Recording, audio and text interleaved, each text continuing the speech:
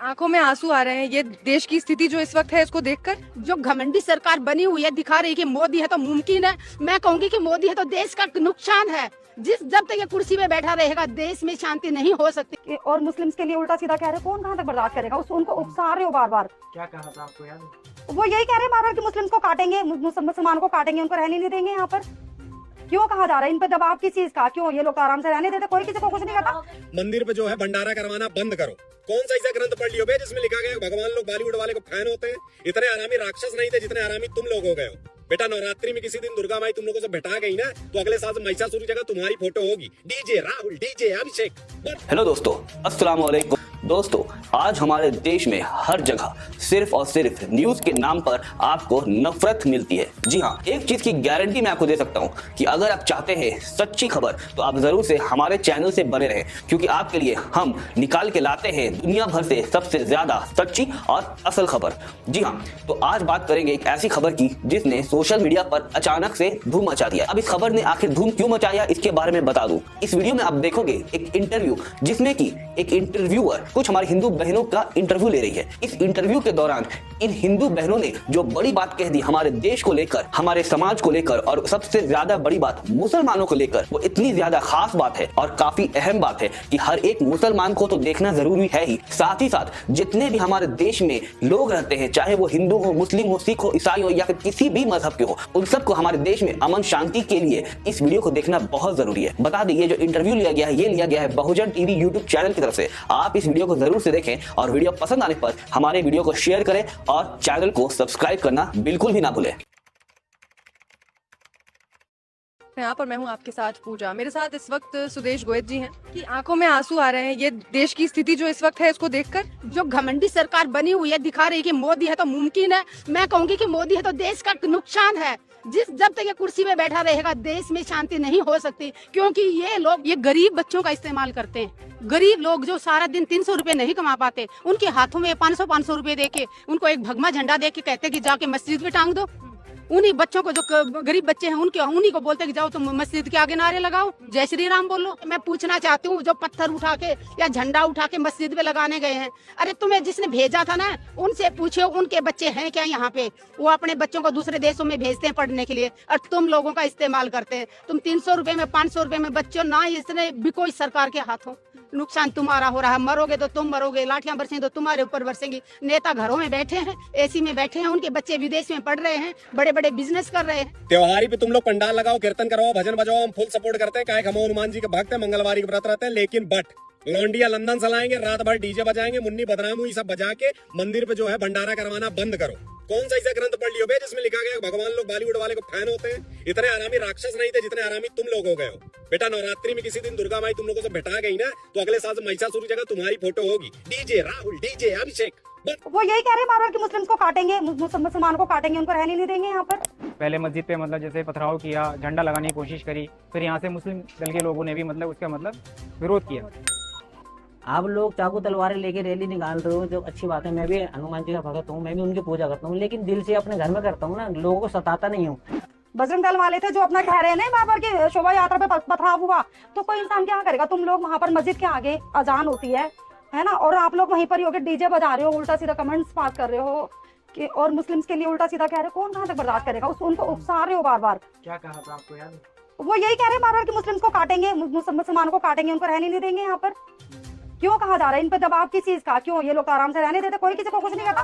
कभी आपने कभी देखा कि क्या नारे लगा रहे थे? बार बार बोल, उसमें 2-4 ऐसे लोग थे जो बोल रहे थे मुसलमानों को काटेंगे, रखे मुसलमानों को काटेंगे, ऐसे बोलते। गलत चीजें है ना बिल्कुल ही। इन लोगों ने मंदिर में जाके, इन लोगों ने कभी मंदिर में जाके परेशान किया कभी किसी को? आज तक नहीं देखा मैंने। यहाँ के लोग बिल्कुल आराम से रहते हैं, बिल्कुल कभी किसी को परेशान नहीं करना।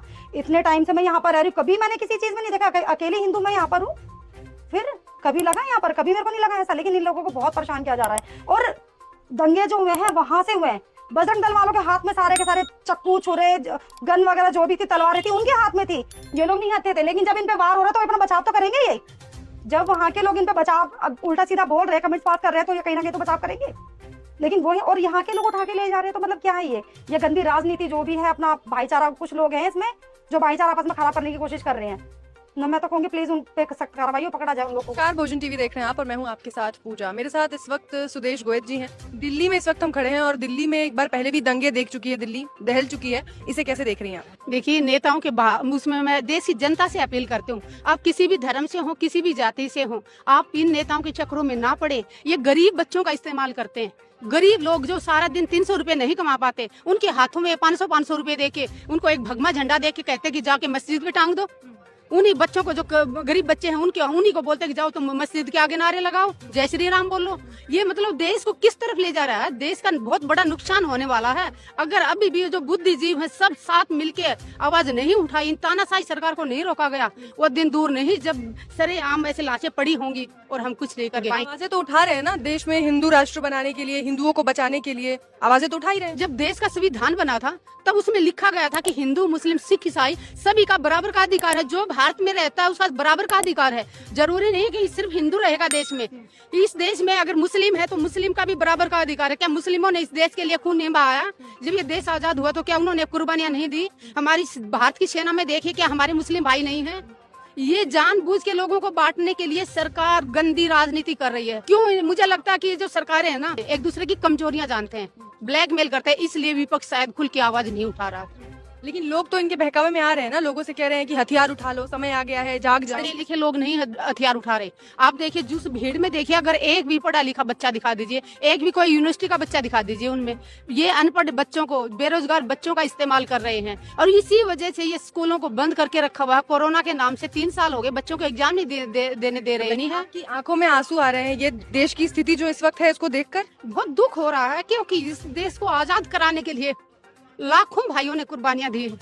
कितने शहीद भगत सिंह कुर्बान हुए, फांसी पे झूल गए देश को आजाद कराने के लिए। और इस देश की आजादी को बचाने के लिए हर रोज मेरे भाई बॉर्डर पे शहीद हो रहे हैं। हरियाणा में तो हर रोज मेरे भाइयों की लाश आ रही है। लेकिन एक घटिया सोच के इंसान जो घमंडी सरकार बनी हुई है, दिखा रही है कि मोदी है तो मुमकिन है। मैं कहूंगी कि मोदी है तो देश का नुकसान है। जब तक ये कुर्सी पे बैठा रहेगा देश में शांति नहीं हो सकती, क्योंकि ये लोग जो कुर्सी पे बैठे हैं आज के अंदर की सरकार में, ये लोग शांति चाहते नहीं है, देश में अमन नहीं चाहते। ये चाहते कि देश में धर्म के नाम, क्योंकि धर्म से लोग ज्यादा दिल से जुड़े होते हैं, धर्म के नाम पे सबसे ज्यादा भगाते हैं लोगों को, और उसी से सबसे ज्यादा नुकसान हमारे देश का होता, आम जनता का होता। इनके मैं पूछना चाहती हूँ, जो पत्थर उठा के या झंडा उठा के मस्जिद में लगाने गए हैं, अरे तुम्हें जिसने भेजा था ना, उनसे पूछो उनके बच्चे हैं क्या यहाँ पे? वो अपने बच्चों को दूसरे देशों में भेजते हैं पढ़ने के लिए, और तुम लोगों का इस्तेमाल करते हैं। तुम 300 रुपए में, 500 रुपए में बच्चों ना, इसने भी कोई सरकार के हाथों। नुकसान तुम्हारा हो रहा है। मरोगे तो तुम मरोगे, लाठियां बरसेंगी तो तुम्हारे ऊपर बरसेंगी। नेता घरों में बैठे हैं, एसी में बैठे हैं, उनके बच्चे विदेश में पढ़ रहे हैं, बड़े बड़े बिजनेस कर रहे हैं, ये हमारा इस्तेमाल कर रहे हैं। अभी भी नहीं जागे तो वो दिन दूर नहीं जब कत्लेआम होता रहेगा और हम कुछ भी नहीं कर पाएंगे। और ये जो देश के हालात है, सबसे बड़ा रोल नेशनल चैनलों का है, मीडिया का है।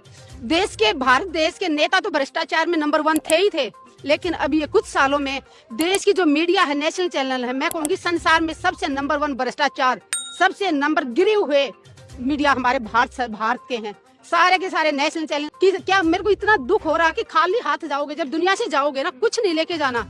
सबने जाना है, आपको भी जाना है, मुझे भी जाना है, इनको भी जाना है। यहाँ कोई नहीं रहने वाला, अमर कोई नहीं रहने वाला। लेकिन अगर हम सच का साथ देंगे, हम अन्याय के खिलाफ आवाज उठाएंगे, तो लोग हमारे जाने के बाद भी हमें याद करेंगे। लेकिन ये मीडिया चैनलों पे बैठ के इतनी अफवाहें फैलाते हैं, झूठी खबरें दिखाते हैं, इनको शर्म आनी चाहिए। ये अपने बच्चों को क्या शिक्षा देंगे?